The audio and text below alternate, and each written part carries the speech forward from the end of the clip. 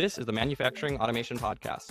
I'm Michael. And I'm Matt. In this podcast, we're going to discuss growing companies, automation and manufacturing, and how we're building the lives and businesses we want to see in the world. I was starting to tell a story. Want to your bad taste in music?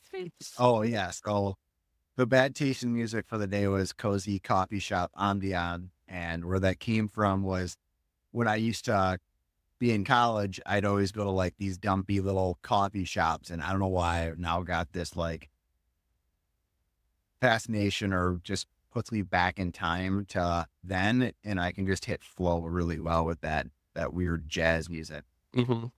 I got my little niche, tiny independent coffee shop I go to every day, once a day.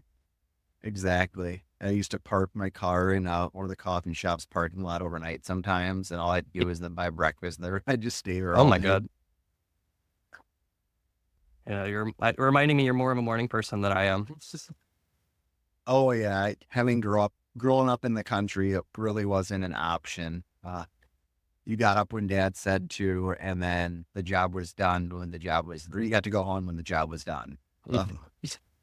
I'm a ideas keep me up at night kind of person. And thinking in the middle of the night makes you want to come in late in the morning. Yeah. That makes you want to come in late in the morning, staying up late thinking about it? I mean, late is, I prefer to come in like 9:30. But in reality, I come in probably 8:30 on average. But you know how a lot of the kind of machining industry is. A lot of those guys want to come in at 5 a.m. Oh yeah. So a lot of them don't have PC in their shop, so they want that cool morning air before the whole shop's cooking, and then get out of there at 3. Well, and we're in LA, so it's a traffic calculation for a lot of these guys, right? Oh, well, yeah. Forgot about that. Yeah, because you come in at 5 a.m. and the roads are clear. You come in even at 6:30, 7. There's already traffic starting to hit. So you said ideas keeping you up at night. What's been keeping you up at night lately then? Well, I guess this is a longer story. So that kind of comes from IMTS, where I feel like the company's going. Can we loop back to this one? We can, yeah. Yeah. Sure. Look, how was the last, week? It's been a week and a half, 2 weeks since I talked. I mean, obviously we talked at IMTS. Yeah, we talked at IMTS, but we technically haven't done a podcast now in 2 weeks. They've been good. I got to see you in person. That was definitely the highlight. We've been doing this virtually and over the phone. Finally got to see your product and hold it, which was awesome to do that. And then otherwise, it's been a lot of marketing and sales stuff on our side. A lot of the marketing that we've been working hard on as a team is starting to yield leads through our website, which is really positive versus always having to be boots on the ground to get new customers and engaging with them. So we're really excited about that. What kind of new marketing? More videos, more? It's just our standard SEO. So it takes forever for your web changes, for your SEO, for Google to crawl it, for it to start ranking. And then the amount of content that we released over the years to try and build our web authority so we keep climbing. It's just more of that. And it's starting to work. But I mean, the first test that we ever did in that space was in 2020. And basically it's been double down on it since. Mm-hmm. And, we were really happy a couple of years ago and we were seeing a couple leads a year on there for automation. Yeah. And now it's like, all right, we're seeing that easily every month, several leads, which is, I realize that to people in the consumer market are like, you're crazy. A couple leads. Yeah. I pumped that in an hour. And I mean, it's just a different market. Yeah. Cool. Yeah. More marketing, more Definitely. I mean, from a website perspective, what do you think is more important, like the quality of the site or just sheer ranking and the number of people you're getting onto it? That's a good question. I think it kind of depends on the market and the brand you want to build. So depends on your strategy. That's really a branding question. Who does your company want to be? Who do you want to be? Where do you want to be in 10 years too is kind of another question. So are you building a lifestyle business or you build a large corporation? So yeah, loaded question. We could probably go down a full rabbit hole on that. I realize I'm avoiding the question, but I think it needs to be defined based on what you really want out of your business. Yep. 100%. And yeah, we're kind of on trying to answer that question right now too. this is comical. So we started the team. We buy these s'mores or like whatever the s'mores things at Costco, the chocolate ball thing. Okay. The team just comes in on a napkin and just slides like a mountain up on my deck. They know I'm going to eat them now during this call. Yeah, well, they don't want to put on the weight. They want you to. But all right, That's fine. so Oh man, back. IMTS was hectic. That was we got in. They dropped the crate in the wrong spot. We had to chase the people down to get the crate going. And the definitely a little bit of difficulty getting set up. I think I told you like the airline, like we made the demo machine. That was a ton of work. Put a couple weeks into that. The crate actually got there like perfectly, which amazed me. Yeah, But that's then advising with the union riggers. yeah, and well, we used a third party service, which was both cheaper and I think better. But then when the actual riggers at IMTS, I think they just dropped the whole crate in the wrong spots. We had to go chase them down to move it around. Um, and then the big thing that was like really frustrating was like Monday morning, we're like turns out the robot like was what was getting most of the leads. You have to have something exciting in the booth, and it went down and we couldn't figure out why. And it turned out that what looked like happened was all of our airlines swelled. So we have like a soft airline and a hard airline. We use the hard airline everywhere on the robot, luckily, but on the 2-watt pallet, we use the soft airline. And that soft airline's only rated for like 140 psi. So what we think happened is overnight we left it plugged in without a regulator, and then all the machines turned off. The unregulated pressure, climbed to whatever the compressors would hit, and then all of those airlines swelled. So then the little demo ran perfectly for like 2 hours until it just started making this squealing sound. And then the vendors to our left and right got mad at us. Oh, Um, really? we shut it down and basically had to like take the pallet apart and, tighten some screws, replace the airlines, and we got it back up and running. But it was pretty crazy. Like we had like no one coming by when that little demo wasn't going. And then the minute it was back, we were kind of flooded with leads again. Well, that's great. Yeah. Do you have your report? What'd you get for leads out of the show? I think like 350, but I was hearing much bigger booths with, coming back with 500-600 leads. Yeah, I mean, it's a square footage and a Mhm. number of boots in the booth too, but quality matters way more. I mean, Oh we've yeah. gotten shows too, and it's, you want to get them ranked. You want to be talking to the people that are the right fit for your product at the end of the day. So I don't know if you did that at all, where like you have a star category or like we need to follow up with these people in X timeline, stuff like that. Yeah. Well, coming back, we just did our second like implementation session of EOS, which is, vision building session day one. They have all these fancy Okay. names to make you feel better about spending all the money on it.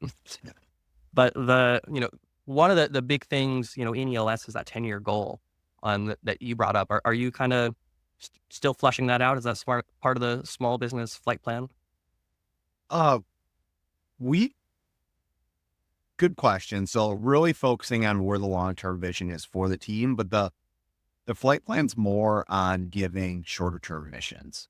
Yep. So given the size and scale of our company, and since directions we all know change, it's more of driving towards what's yours, giving a date and a metric to it. So what's your goal in say 6 months, 12 months, or 18 months, and then drive towards that. And then kind of as you're approaching that, or you're going to accomplish that mission, you then assign a new mission to the organization.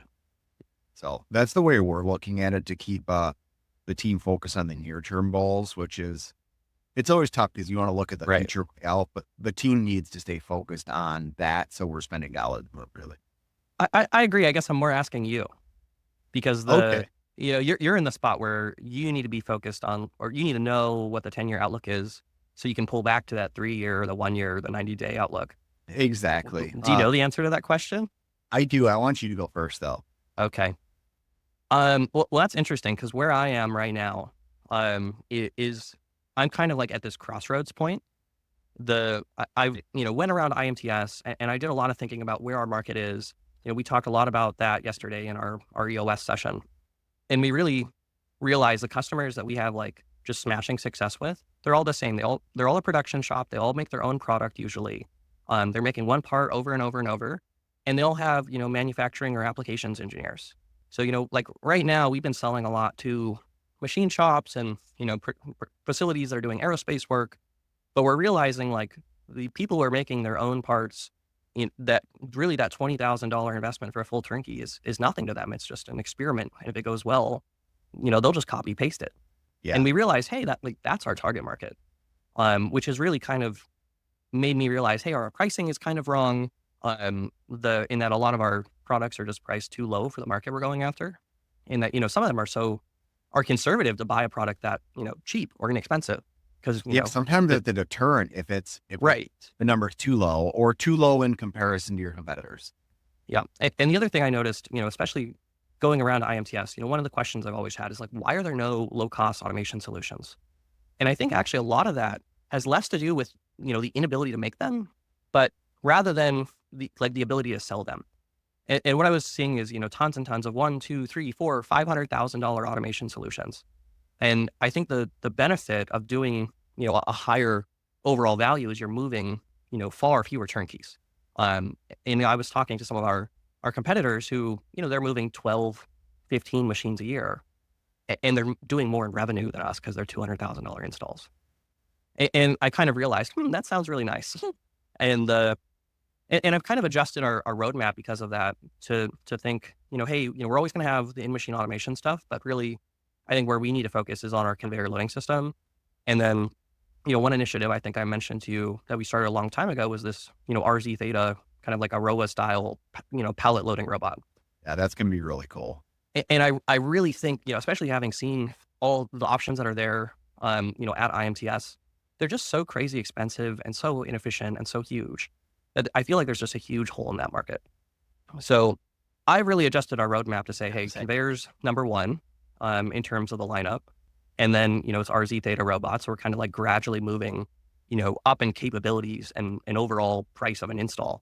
The best way to go is Yeah. your and grow rather than try and go for the dream system out of the gate and collapse the entire organization. You stair step it through. Well, to be fair too, we kind of know where we are. Like we're trying to be, the Haas or the Doosan of automation. We're not trying to be like Hermla or Kern or, we're trying to make something pragmatic that works every time, that's industrial, but, doesn't cost a bajillion dollars.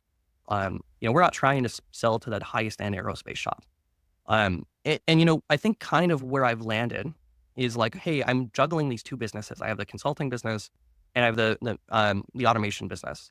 And the automation business is it's doing well, but it really is dependent on the amount of turnkeys we close. And really the question that I've started to think about a lot is like, what if the consulting just didn't exist? And of course, the problem with that is that, depending on the month, it's, half to 65% of our revenue. And our overhead doesn't just allow for that to go away. That's what keeps you in the black. Right. Yeah. So I have seriously started to consider like, what if we, sold 10% as a strategic investment to an OEM, or, like what if we raised a small amount of money? And that's kind of where I'm at right now. I'm almost like there's kind of two paths ahead of me. And even when we were doing the EOS 10-year target, it's kind of like, well, either we're raising capital and growing faster, or we're growing organically. And 25% a year is, I think, about the max that you can sustainably grow while only leveraging debt. And on that theoretical exponential trajectory, that has us being like a $20 million company in 10 years. Whereas, a 50% growth is more than attainable if you're taking in outside capital. Yeah.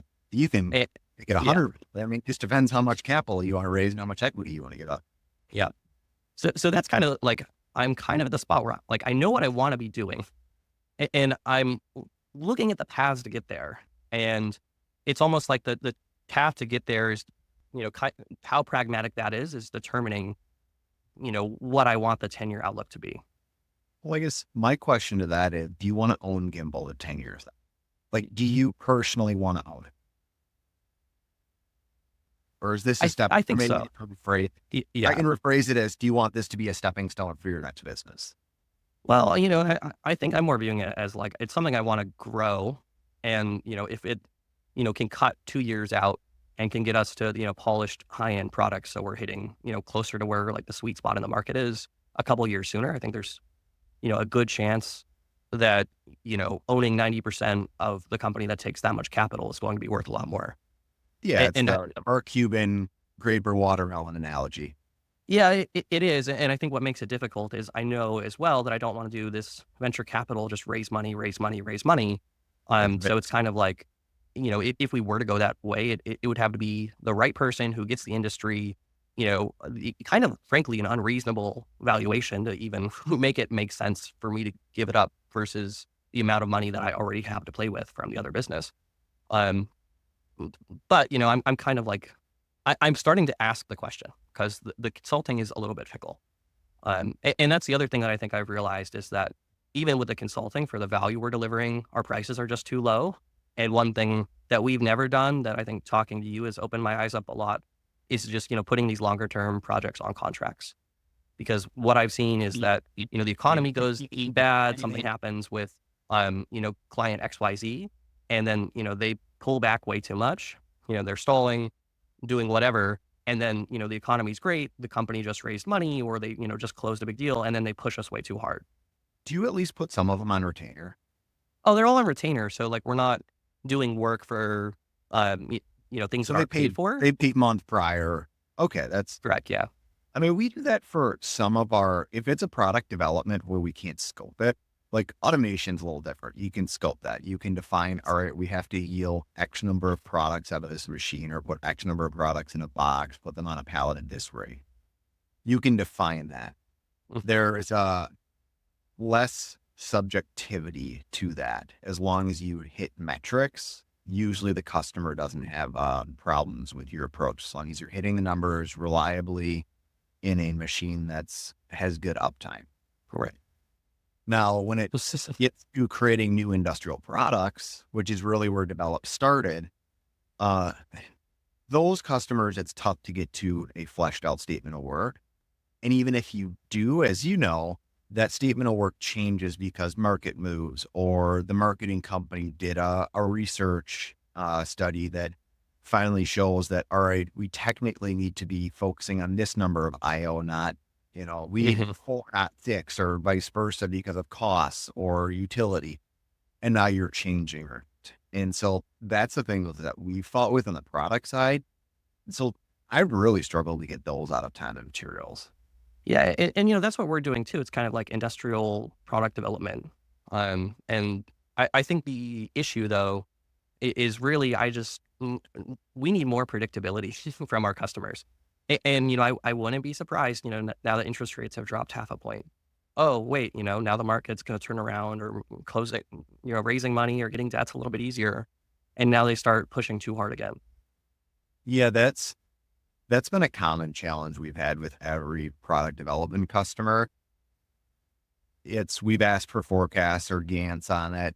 You get them, they change. Or you say we're going to have X to you by a certain date and their test takes longer. Something else gets put in front of it because they're humans as well. They have internal objectives. Somebody probably screamed louder at them that Right. day. Mhm. And so then stuff comes to us later. We were planning to do it 1 week and now we've got engineers that are double booked. Same here. Yeah. And that's come to the point where it's just communication to the customer. Like, all right, we're leaving a slot for you. If you miss this, just to be clear, we can't get to your work until X date.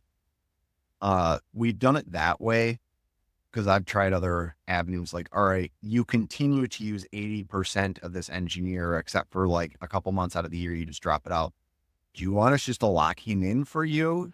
And we basically have a negotiated rate on lower or something like that. Like I've tried, like he said, getting them locked in and it's like, no, just Yeah. bill it on a monthly basis. They like the flexibility. Hmm.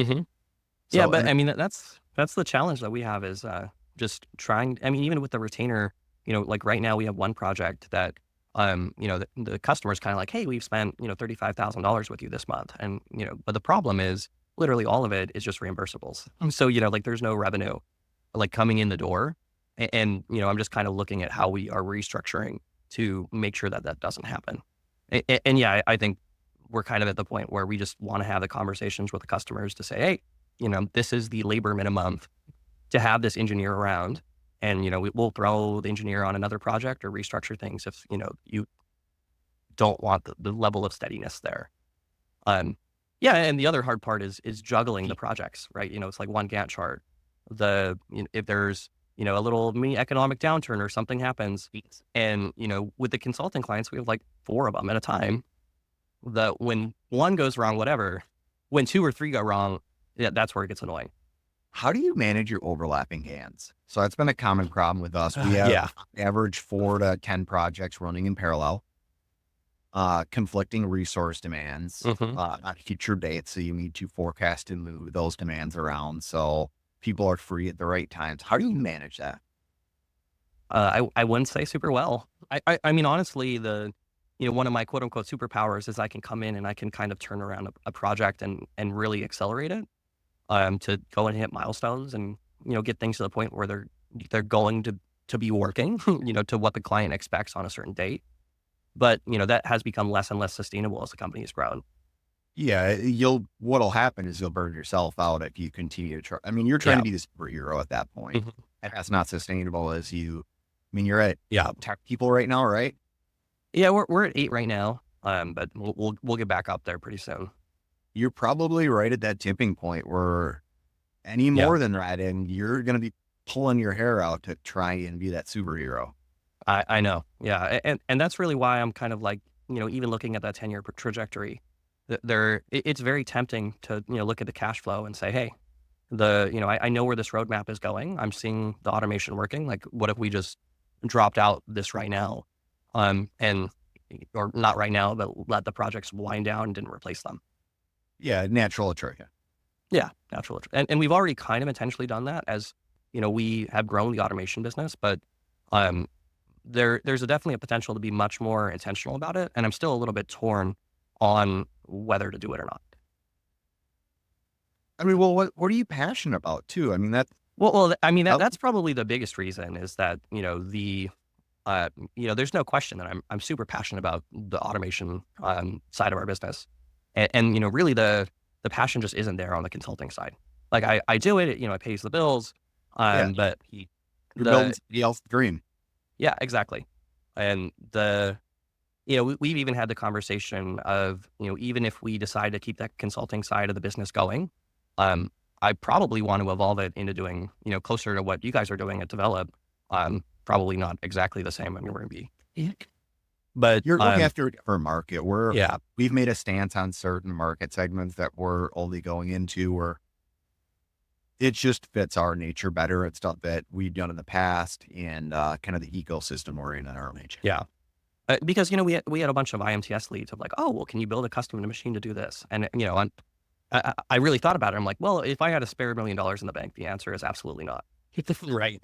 But I'm starting to ask those questions now of like, well, at least we'd be developing towards something that we can potentially use in, the automation R&D once we're finally out of this. But yeah, I guess I'm just kind of at a question mark, right? In where we're going. And I'm, number one, I'm trying to see how many of these leads convert from IMTS.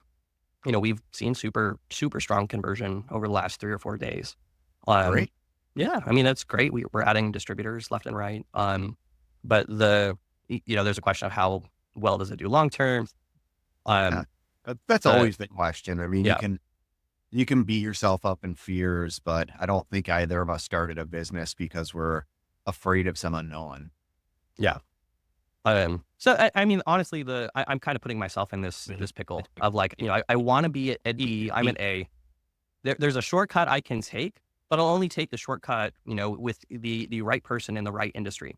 Well, And how much money does it need to be? Have you answered that question for yourself? Or when you have that right person in the room, are you going to be wishy-washy and not ready to pull the trigger?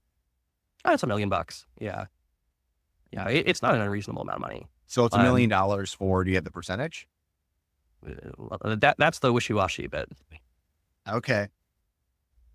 Yeah, I don't know what the exact number is, but the big thing is that it's, you know, a relationship and the understanding of like, I don't want to do multiple rounds of capital raises. Like the, I want it to be like, here's your distribution. You either believe in me or you don't. Um, and it is what it is.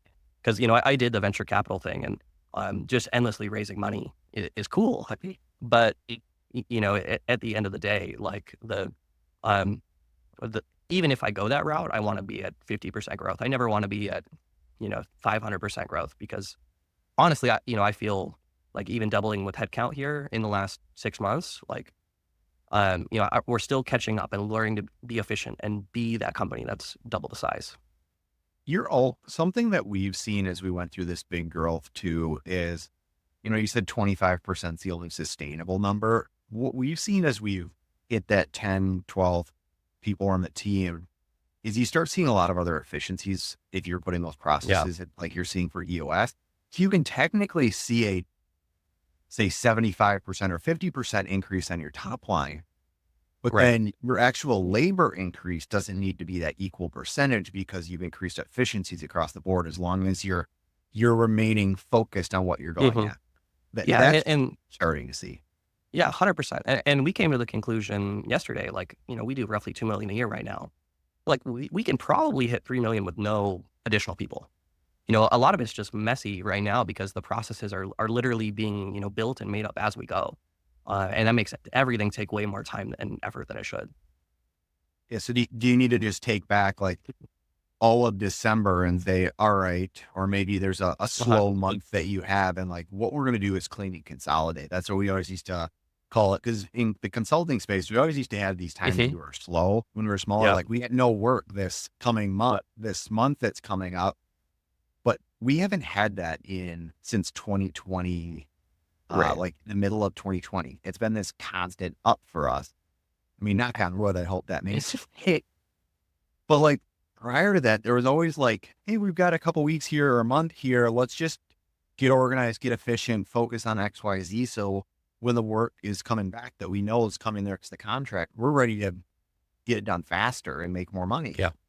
Like, is there a time where it's slower? Because we've started doing it as we give the team free reign that they're supposed to do certain process improvements and then X number of hours. They're just liberty to do what they want. Oh yeah. And that time we've kind of, we had one client who kind of got themselves, I think, into a financial pickle and kind of, used us as basically catching their falling blade. The and we have had another client kind of at the same time, just generally in a slowdown because they're between capital raises. So but at the exact time that was happening, we really used it all to prep for IMTS, get our inventory in order, and have everything set for a sales spike, which was a good call. Now that I'm seeing the results, but it definitely had me nervous actually doing it. You made a really good point there. So they were in between raising rounds, your customers. Have you noticed, depending upon the size of the company, different levels of ability to give you forecasting and work with you on that? Or are most of your contract engineering in small biz / startup? I would definitely say they're mostly on the smaller side, like sub 10, 15 people. Yeah. But definitely on the automation side, it's just the bigger the company, the more clear it is. Okay. But I would say above 50 employees, we almost usually end up seeing this, 3-month sales cycle to even get, a $20,000 transaction through. Yeah. And I was saying more on your service side. So your product development's done. Yeah. Oh, well, yeah, we really just don't hit more than 20 employee companies for the Really? most part. And I think it's because like most of the clients using us are using us because we're kind of a full service, R&D, um, industrial product development firm, with a machine shop attached to the engineers. Um, and generally speaking, it's difficult to be the business on the other side of that because you're kind of outsourcing your core product, right? Which is a very dangerous thing to do. So our clients are very dependent on us succeeding, which it is good and bad because it really means that we have to succeed for the relationship to continue. Because if we, in one of these cases, literally, if the product development doesn't work, the company ceases to exist, right? Oh, wow. Okay. But it is what it is. Really, the question is, For me, like, what is the trajectory I'm going after? The how long term am I in it? Obviously I attached my last name to the actual shit company name, but I'm You can really always starting to. rebrand, I know. or you could just change your last name. There's always No, that yeah, option too. yeah. When I get married, I'll take my fiance's last name. You could do that and be progressive. It would be very progressive. Yeah. Sorry, I'm a little low energy. I have a brutal head Oh, cold from the. well, you got the con crud, as the team here Uh, likes to call it. mm-hmm. Yeah. Trade shows just drain you too. I mean, Yeah. you have to be on your A game for 4 days straight. I mean, that's the truth of Yeah. it. And I mean, shout out to my guys. I wasn't in the booth 24/7. I mean, I was actually finding that, you know, they were doing such a great job talking to everyone. I had just as much value, if not more, just going and building relationships with potential Oh vendors, wow, potential distributors. good for Um, you. and that was super refreshing and honestly a lot more fun than being in the booth. How many team members did you take? There were 4 of us total. Yeah, that's a good number. We've always found that you need to have a minimum of three because you Yeah, always need somebody that absolutely. can swap out to go to the bathroom or something like that, and having just two in there doesn't work. Yeah. Yep. And I know it's definitely gonna be one of those 80/20 things. So, like the Yeah, 20% of the customers will spend 80% of the money, if not an even more extreme ratio. yeah, we've seen a more extreme ratio, but we're trying to get 1 to 4 projects out of a show like that. There we go. Uh, Yeah. But yeah, I guess I'll let you go on your. I just gave a bunch of wishy washy. Like I have these two paths ahead of me, and I y- have to choose one. But your 10-year trajectory, where do you want to take develop? Yeah, that's a good question. So for me, it's always been privately held organization. Now, if we kind of zoom out, kind of the long term vision of it was to build on the single source guarantee. So our customers have one solution for we lump automation and product development as they're both industrial products. It's a process. So we follow that kind of stage gates from process that you will that we've created here to get products to market around manufacturing floors. And the goal is really just to scale that only for the industrial markets, growth minded companies. And that's the extent of it. It's Hmm. nothing too crazy. Our 18-month objective is how do we be starting a project being $500,000 automation integration. So how do we get there in the next 18? Has been the short-term mission, but that's kind of the extent. I want a holding company at the end of the Hmm. day, that is privately held. So we have the freedom to create products very quickly for our customers. And then if there's an industrial product we want to make for ourselves, we have all these tools. Yeah. So nothing too glamorous or crazy. It's kind of that. Yeah. My problem is I've always let ambition get the best of me, and I've Oh yeah. really been working on that. I mean, even my first company, I dropped out of college, raised $1.3 million, and I thought I was hot shit. And then And you realize how far 1.3 million really goes. and we took it really far. We invented a new 3D printing process, and what got me was, we succeeded at doing that. We could have just raised more money there. And I thought, no, we can take the money we have and, go and turn this into, an automated investment casting process. And, we pretty much just ran out of runway. And I look back at that and I'm like, oh, I could have made that change and painted that vision, raised the money and kept going.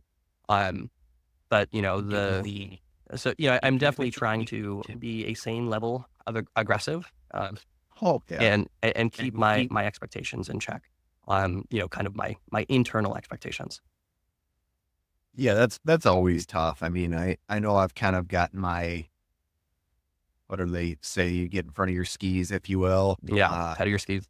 Yeah, I know I've definitely done that over the years. And what's interesting is trying to push too hard for my experience ends up setting you further back every single time. You're like, oh, if I make this move, I'm gonna get ahead. And then all of a sudden there's that gotcha that puts you back to on track or behind where you could have been if you just Yeah. you stuck to your vision, you stuck to your goal, and you just ground through it. And no shortcuts allowed.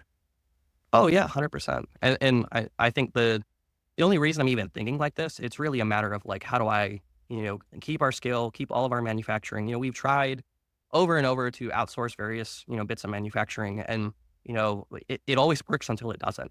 Like we were, even with, like Sencut, we started sending a bunch of parts to them. And when we were making them, we could hold, plus minus 5 thou.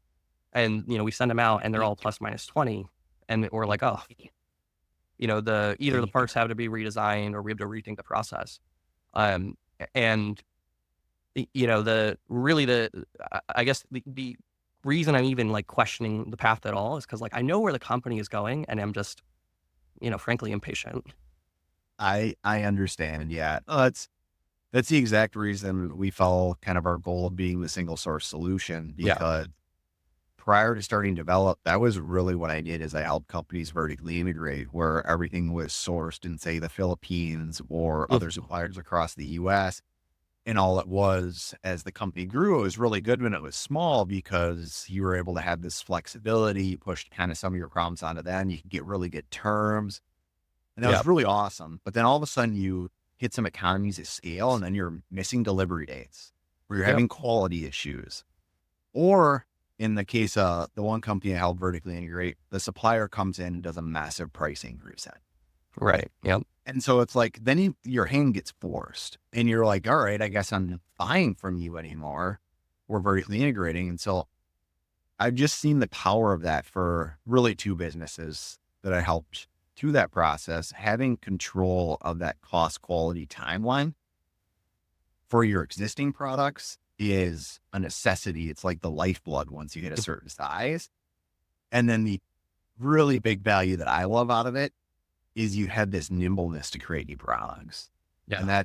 that's what I love. I mean, making new products and getting to market so much fun. And that's kind of the way we've skewed automation is we can view those as products and it still kind of fuels that energy and passion, but you're not living on month to month for those contract engineering services. Like you said, those projects are good, but they're really good when they're good and they're really They're bad. really, yeah.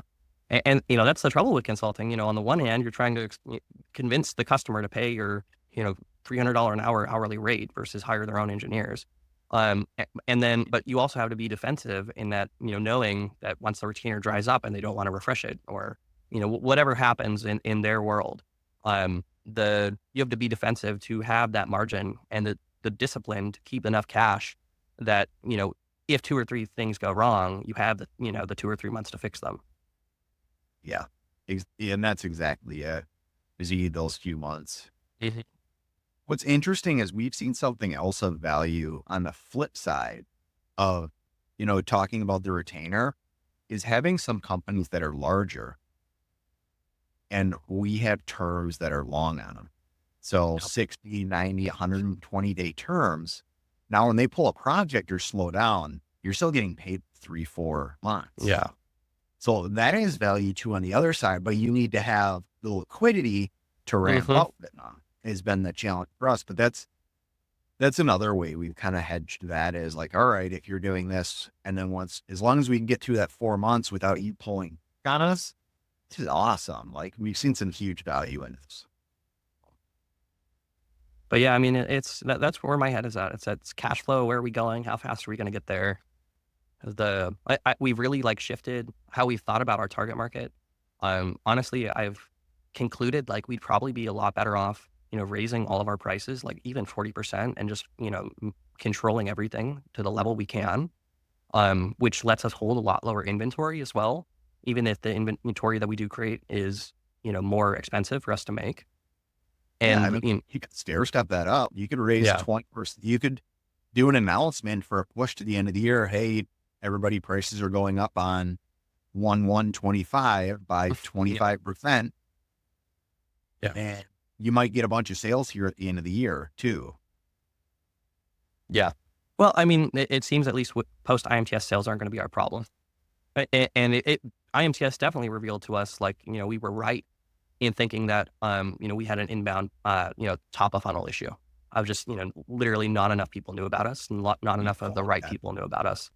And then the the question really became, okay, well, how do we rinse and repeat this IMTS process. And, the next thing we're going to do is start going to the little mini events, the Haas demo days, Track has an event down here, and see how we can get them to convert. Yeah, that's a great idea. Trade shows are bang for buck. They're really high value. Yeah, for sure.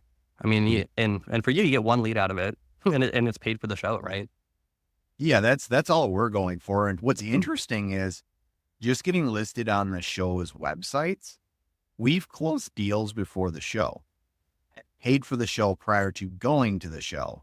That's happened. I guess one of the last 3 shows that we've gone to, and we have a show coming up here for Pack Expo, and there's one project that it might convert prior. If not, we might sign the deal at.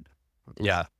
So it's like, all right, that's huge value too, because you're getting the backlinks there, you're driving traffic, you're getting awareness just from that, which is, I think we've seen more out of that than any of the PPC or ads that we ran. And that's been a kind of a sticking point as we've tested ads on Google. And it's like you've said, it's not yielding what we think, or if it is, we can't attribute any data to it. Like the tracking to it is so tough. And so that's where we're pushing on we're saying, all right, before we really spend more, how do we get HubSpot further integrated so we can track these leads? Because Yeah, even with HubSpot, with PPC, like, what do you got? What are you closing, 20 deals a year? Like, good luck.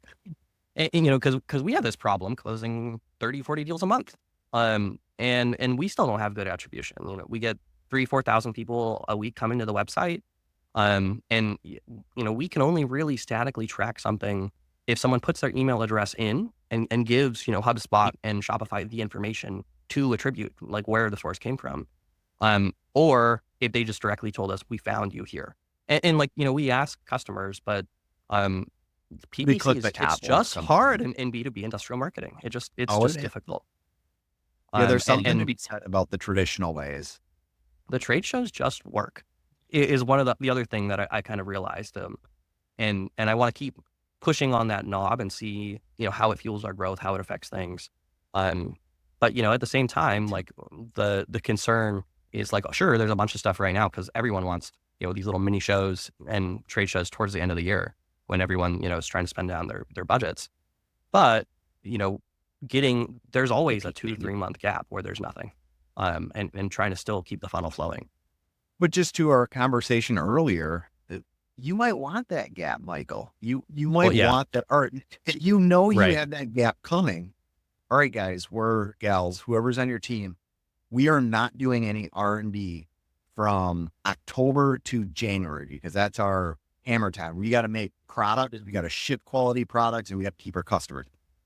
Yep. Once we're in February, I'm giving some arbitrary dates here. February to March is our slow time of the year. We're going to plan R&D. You lay out your Gantt, you start building your statement of works for internal, because that's something you've seen internally too, is they don't have to be as fledged out as we do for customers, but still giving people or our team what the goals are, how we want to get there, or breaking down that process. We've seen stuff get done faster too. So, or more to the metrics where Michael's not having to come in and clean up, if you will.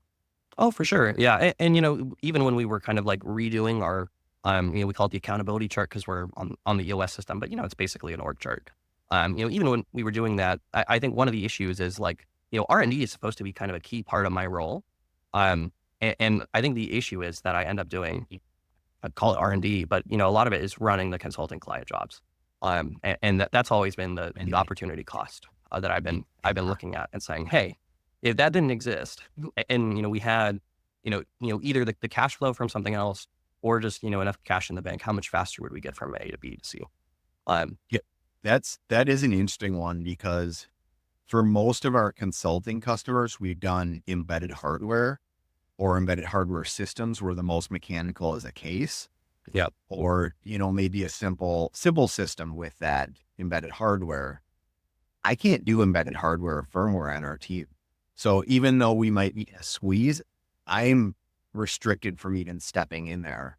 There's other team members and we've staffed that up very nicely. But yeah, when we're slow, I just have to be candid with or not slow, but when our team is slightly overbooked or overbooked, I'm the one that has to deliver the message that, this is what it looks like, or inform the team it's acceptable to say that, you're not going to be able to deliver what the customer really wants, but you just have to be transparent about it and Yeah. open.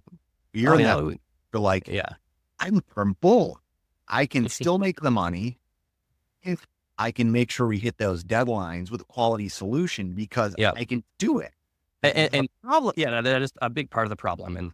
And we kind of call it the Michael issue. Michael, is you. And it's like, I can come in and I can fix a project and I can, firefight and I can do the technical engineering and I can do it usually, most of the time we have a lot of talented engineers, but a lot of the time I'll just jump 5 steps ahead and be like, oh, you will, they'll tell me what they were going to do. And I'm like, well, that's not going to work for this reason. And, this isn't going to work for that reason. And an annoying amount of the time I'm right. And it kind of lets us jump, past what the normal kind of sane trajectory of the project should have been on, but it lets us kind of re-Gantt everything. It's The problem interesting. is, Oh, go ahead. I was saying sorry, I get too enthusiastic and talk too much. No, I like it.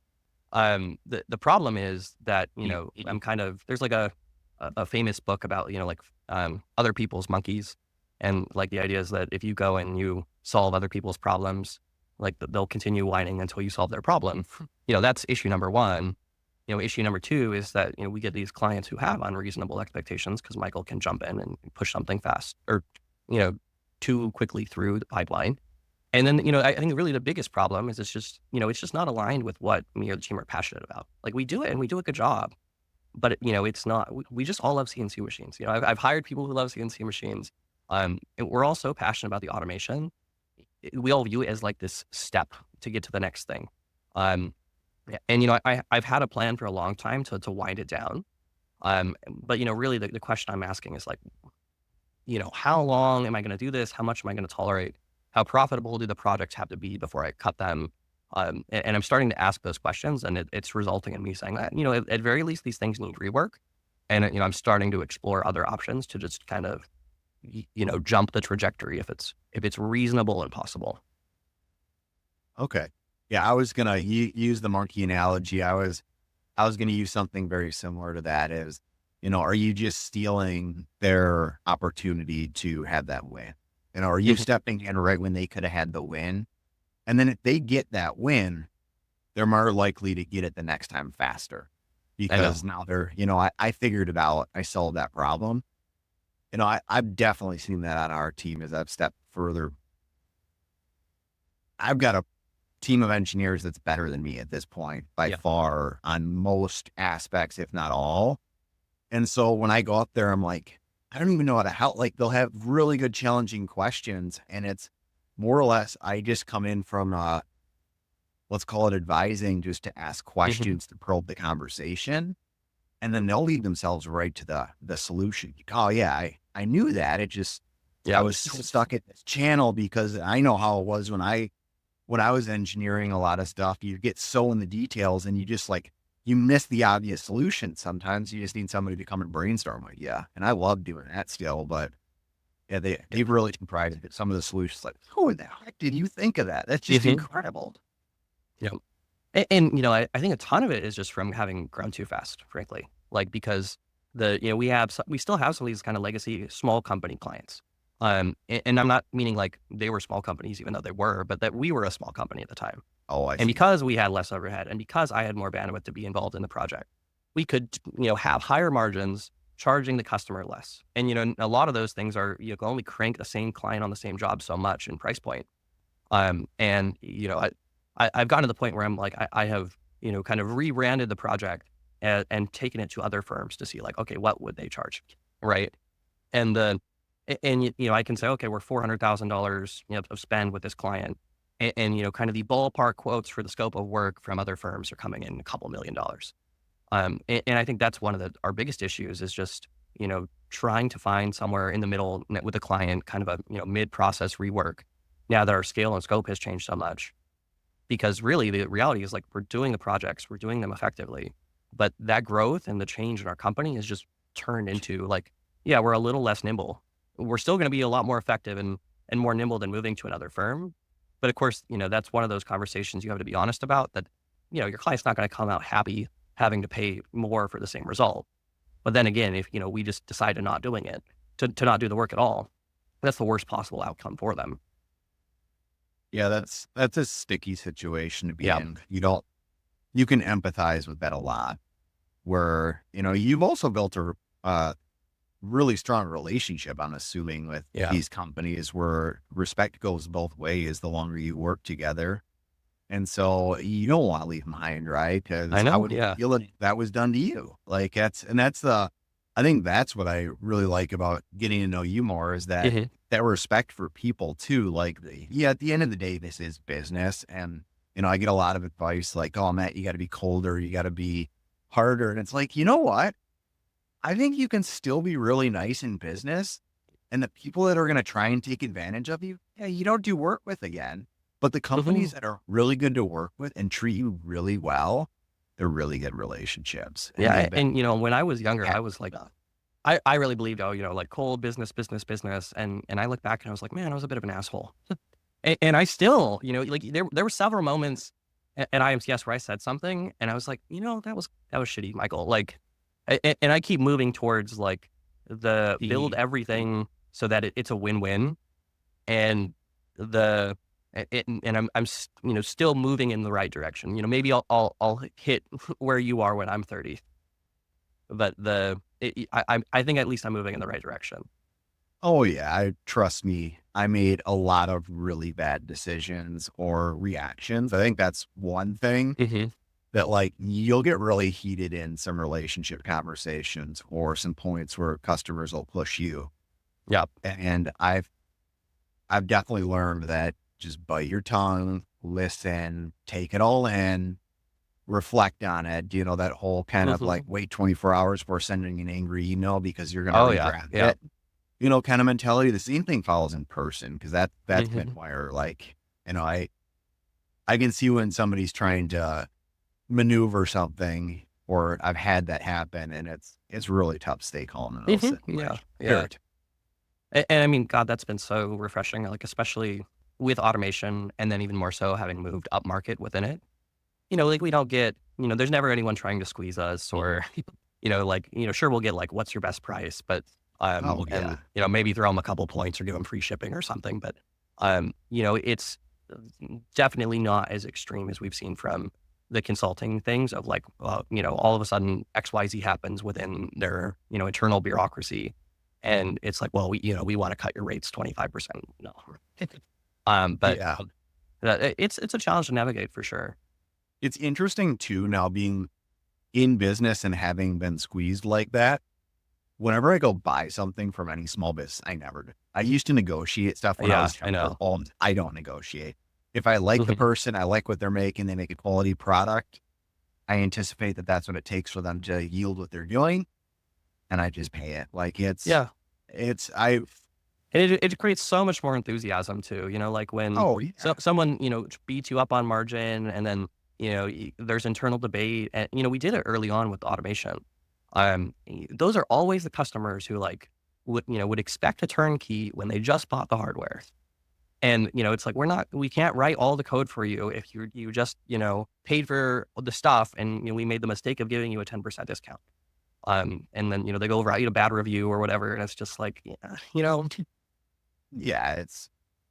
You have to move on. You're going to get a yeah. lot more of those, especially if you keep getting more leads. 80/20 rule, call Well, it the 20% negative, drain down the 80% that's positive. yeah, but I mean, focusing more on turnkeys, on more on production shops, on more about, the outcome and keeping, we're seeing less and less of it, and it's great. Um, and I think a lot of the reason this stuff is in my head, you mentioned like, I don't want to leave those clients high and dry, and I've always been in that position of like, I don't want to just kind of, screw these people over.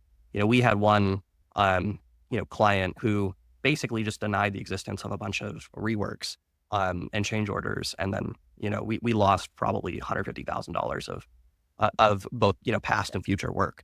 And, we ended Okay, up so it's not negotiating with all them. past. It's not all past work. It was future opportunity, at least some of it. Well, yeah, I mean, there was another part of the scope of the project that was all, within the bundle that just got, Yeah. axed because it's like, if you're going to treat us like this, we're not doing the work. Yeah. And, I know how bad that feels. Part of the reason I'm asking the question of like, is this my jumping off point is, our two biggest projects kind of have natural endpoints within the next, 1 to 2 quarters. And not only that though, I don't know if you've seen this with, probably not to the same extent. At least we're seeing like with these projects, with these clients, there's always another thing. There's always another improvement. There's always another stage. Oh, And for the question sure. is, at what point do we say no? And at what point do we make the jumping off? Because either we can finish out the next stages of these projects and just move on, You could or just you yeah, could just send this podcast to them and see if they listen, and naturally attrition yeah, yeah. occurs. It's not my plan. I mean, they're both great clients with different internal issues, and but the projects have a jumping off point, and really the question is, what is the path that I want to take? If I want to control 100% of the company, I have to do one thing, and that probably candidly is going to turn into us being a mini develop on a constrained number of projects. We're probably not going to do $1 million projects, but one to $200,000 projects. There's some of those for aerospace There's companies that we could probably win, and at there's a least it's really more nice aligned. sweet spot. There's a really Yeah, nice sweet spot there. I mean, there's not a lot of integrators that are doing that that hundred 250 to thousand 5 dollar. Yeah, area, 100 to 500. I guess once you get in that 100, there's a lot of people that can kind of go after that. A lot of people in the garage, they're small businesses like we were, yeah, several years ago. And we're just naturally, the reason we're going up is as our team gets bigger, we can't be profitable on some of those small ones. I It's know. really, we're building SOPs around automation projects that are say 400,000 to about 2 million is our sweet spot that we're really aiming for. And so we build SOPs around that. If it's under 200, it has to be classified as a loss leading project with a Right. customer that we see a follow on with. And if we can't see a follow on, we can't do that loss leader. Mhm. Yeah, and that's definitely what we're seeing too. Is like, the $40,000 deals aren't harder to close than the $20,000 deals. So like maybe we just make the hardware super nice, or charge more for the turnkeys, or give the customer more value in some way, to at the end of the day make us more profitable, so we have more room to take the company and go in the direction we want to go. Kind of going back, I know I keep talking about the hedgehog book, or the And good to um great. yeah, Good to Great. But we've really figured out like what we're the best at doing. We figured out what we're passionate about, and those two things align. And the last bit we're still figuring out is what is our economic engine. And that's where we're kind of moving things around, saying, who's our ideal customer? What's the ideal outcome for them? What's a true win-win that we can just copy paste? And I'm jealous of you, because you're several years ahead of me on that, or at least a Yeah, couple years ahead of me. Yeah. we're still figuring a lot of stuff out, Michael.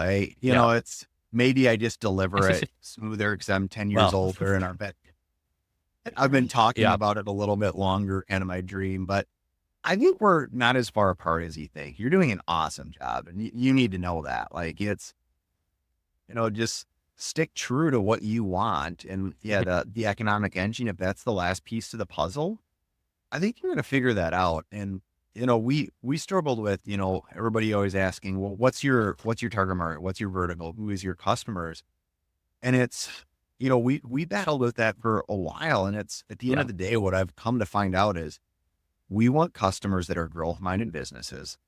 We don't want anybody that's cost containing. So somebody that's looking at as automation or a new product as a way to make their business stand out, grow, become the next level that they want to be, because they're less interested on, All right. all right, this automation equipment has to ROI in 1.9999 years. If it goes to 2 years, I can't do the project. Right. Like Yeah. those aren't our customers. And when we found those growth minded people, they've been really awesome to work with. They have follow on projects. They've been great on that. And then the only other way that we've really kind of segmented it is we say, all right, we're doing industrial products only. We're not doing any consumer products. I think there should be a keyboard behind me. That was kind of one of the big customers we had back in the day. It was an awesome project. Loved doing it. But we just chosen that we're not doing consumer stuff anymore. We're doing industrial products or manufacturing equipment. And we're living within ideally the clean spaces. So you're doing papers, plastics, electronics. Uh, we're just starting to evaluate some life science stuff as well. And so that's really where we live. We have a clean shop, white walls, Don't and get a that. water jet. No, Our water jet broke again, and we've a had that love-hate relationship conversation. with that I thing. used to shovel them out. Actually, that was my first job in high school. Highest Mhm. paying job in small town of Sauk Prairie was deburring parts and polishing stainless tanks after school, and then Yep. shoveling out the water jet. So yeah, I get it. It's definitely a nasty machine, but Uh-huh. they're incredible They are, yeah. workhorses if you had the application for them. Yeah. And the money So for the replacement part. yeah, I wouldn't know Yes. about that. I was, just had my driver's license at that time. So Mhm. my biggest concern was if I was going to get my Jeep stuck that weekend and have to fix something on that. Yeah. And I guess, you saying all that, it is a good reminder. Like, I can definitely be too negative sometimes. Like, definitely I'm very, very susceptible to the hedonic treadmill of like, I will always move the goalposts, right? And I talk about like narrowing Yep. in on a target market. And we went from being, a job shop into engineering consulting. And, we did the same thing you did is we basically figured out absolutely not to consumer products, industrial only. And then, from that, we had the little metal 3D printing debacle where I burnt a fair amount of my own money. And then, we moved into grippers, and then, we kind of kept moving more and more and more in that direction, became more selective with engineering consulting clients. Um, and I guess the frustrating thing for now is that I know exactly where the roadmap is for me, and it's just how do we get there? How long does it take? And then how fast do we want to actually do it all? So you made a comment there that you can be negative at times. Is that because you're naturally a pessimist because you know the risks of everything that you're going into? Or No, is it you find yeah. yourself in that situation because of mood that you're in or challenges with business? Because I've definitely I seen think it's like myself with mood. I'm actually sick right now, so which always Yeah. puts me in a bad mood. It's cloudy outside, which always I'm normally I'm way too optimistic, way too aggressive, and I'm pulling myself Okay. back. That's And kind of what I figured you'd say is mhm, that you're an optimist based on yeah, having you just in person. It's just the hmm reason I'm asking is because when I've been in tough points of the business, it's like, oh my gosh, it's a grind at times. yeah. Well, I mean, really, it's just like we have put so much money into inventory and hired so many people, and we got a second location, and we bought new machinery, and literally hundreds and hundreds of thousands of dollars. And we had a couple of things not go super great just with not even our clients not being happy with us. It's really just their internal finances suffered at the same time. And that caused us to be in a little bit of a cash crunch right now. And I'm like, okay, well, I'm going to sell the airplane. I'm going to do this. And I have a plan, but I'm not like super enthusiastic about it. Right. It's difficult. Um, Yeah. and then, the second question really is like, okay, well, we have kind of a jumping off point right now and, probably 2 to 3 months time with these consulting projects.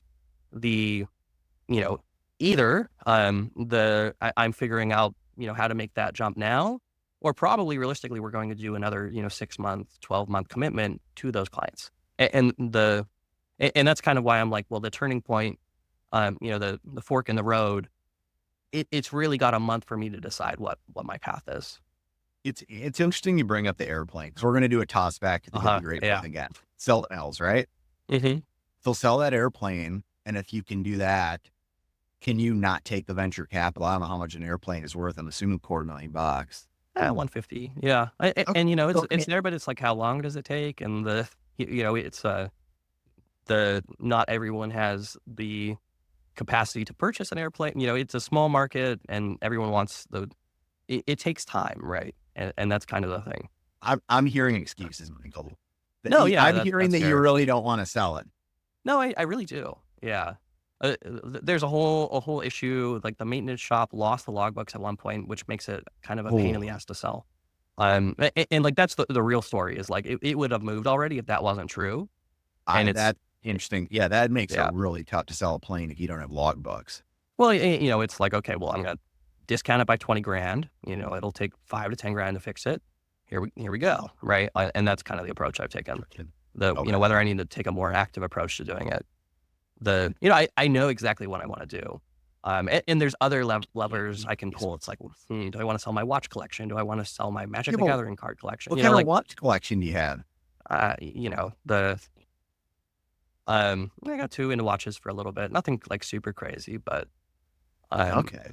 there's levers I can pull, and the question is, how aggressive do I want to be with these things? How attached am I to these things? Well, Much.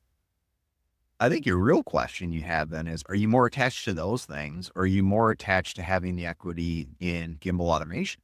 Well, yeah, that's a very true. I think that's the way you need to Yeah. phrase that question, because you want to go out and get VC, lose 10 to 40% of your business. Well, to clarify, I wouldn't even consider VC. Okay. I'm not like because I think kind of the implication with VC is just that you're going to raise more money, right? I get what you're saying. Yeah. You're Yeah, looking for a strategic partner is the way you yeah, could phrase it. Somebody that might be in the space, or somebody that's more than just a checkbook. yeah. And there's something there too. If like one of my concerns is that an OEM kind of realizes what we're doing and beats us to it. Even if that's 3 years down the line and they just have an order of magnitude more skill. I don't think it's like an immediate threat, but there's an incentive to align things there. Um, but I'm at a crossroads. I'm figuring everything out. I know where we're going, and you're right. I have to evaluate how much do I really care about this versus that versus you know, Well, that aligns with your exit plan too. If you're saying that level of OEM, that is a solid exit strategy. So that puts you 10 years, 5 years, they're going to gobble you up. They're going to acquire, they're going to yeah. I really mean, make a um, sell strategy for your existing team if they're happy with that. yeah. Well, I mean that's the one thing, Matt, that I think I'm starting to realize a little bit is that if we really do succeed at my vision, I really think that within 10 years, I don't know how realistic it is to hold on to the company forever. Right. And Yeah. because if we succeeded like to the level that I believe in machine automation, it seems unlikely that, someone wouldn't try to buy us up just to, even shut the thing down or, implement it with it. Um, so it's like almost this bet of like, and maybe this is just me believing in, in my own vision too much. I've had, Let's the say, entire jog of Kool-Aid, but I definitely have like, some paranoia about, like, if this works as well as I believe it does, and I've seen how well the automation, how effective it is. Um, that's one of my concerns is that we could get to that point where essentially we don't have a choice but to sell because it's the only thing that makes sense. I could see that for how your product's going to market, the market fit with it. And then where are you going to go next is Yeah. probably what the big thing that I keep hearing from you is there's only so much you can do with in machine tending, let's say. So using the Hmm. spindle as your rubber, there's literally Well, yeah, a and I know like it's a conveyor, then it's the RZ Theta kind of pallet changing robot, but at a price point that I think makes sense. And then from there, I have a longer term vision of actually building machinery. Kind of ground up. And I think I talked to you about this, and you thought I was kind of crazy. And what'd you say? I thought it was crazy.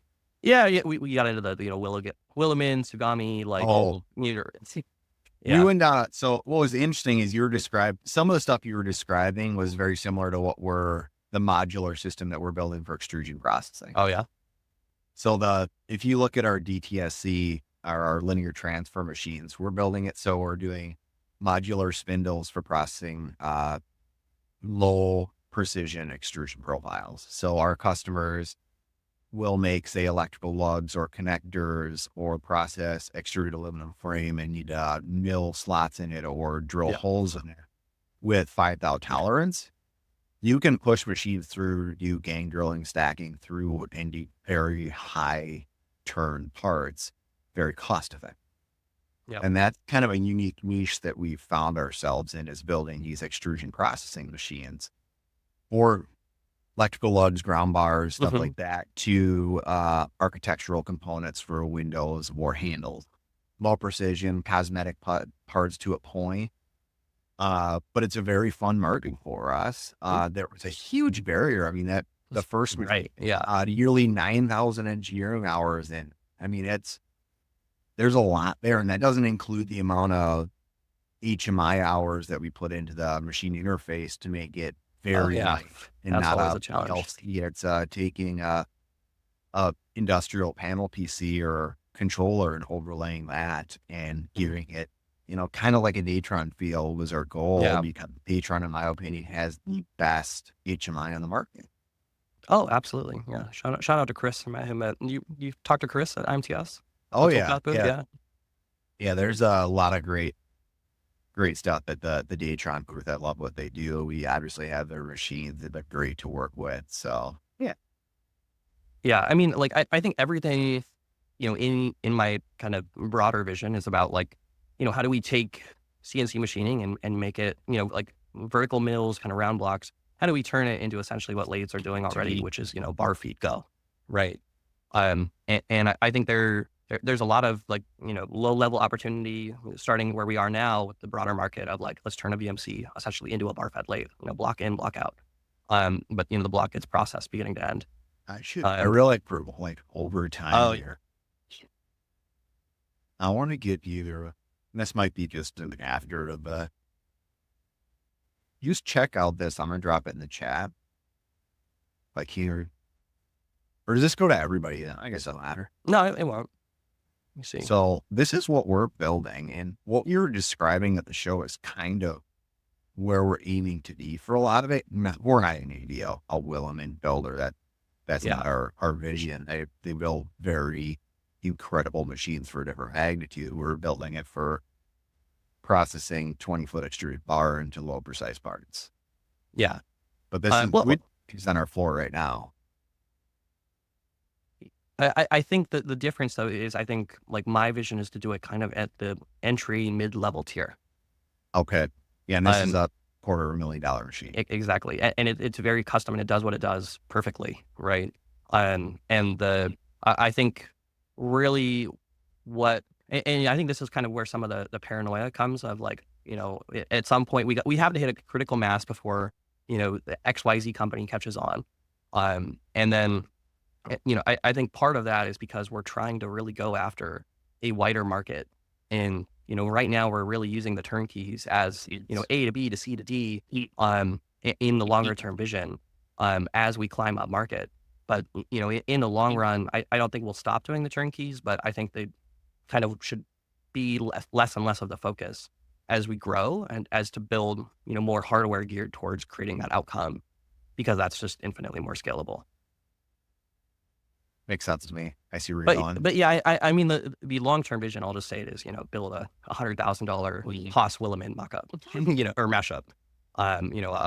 The tolerances and cost of a Haas with the ability of a Wilhelmine to basically spit out part after part after part, from kind of some piece of bar. The I think that's an incredibly difficult thing to do, right? I agree. It's a challenge. Mhm. I know I would struggle building max outlet, building premium things Yeah, like that. Definitely always been. I like making premium products. When I was in the yeah, optics industry, we built premium products. When I was in the automotive industry, we built $1 million cars. So, and then we sold yeah, $2,000 bolt-on parts for them. It's for people that couldn't afford the cars. So, I've always had this kind of yeah. premium And love what's for 'em. interesting is if I succeed in that vision, we'll probably actually start there in the move down market because the initial R&D cost of building that thing is going to be Oh, very, very, very high, and oh it's yeah. much easier to build it around a couple somewhat specialized use cases and then move down market over time. That's exactly that makes sense. And Yeah, we wouldn't be building this style of machine if we didn't have the right customers. Same thing we're doing with our packaging and palletizing and making that very modular as well. We have hmm some very good customers on that side that are making it possible so we can retain that IP. but there's a lot of it's an evolving thought process. We'll see where I actually end up. We'll see how things actually go. Well, we'll keep talking over the couple of years here and launching these podcasts, so we'll be able to see. The I know you need to go. Any Oh, you're final? fine. We had kind of a nice, pie in the sky. Where are we going? Conversations. Yeah, I think we could probably cut the recording. If there's anything Cool. you want to chat about after this, I'm happy to as well. Well, we can close out there.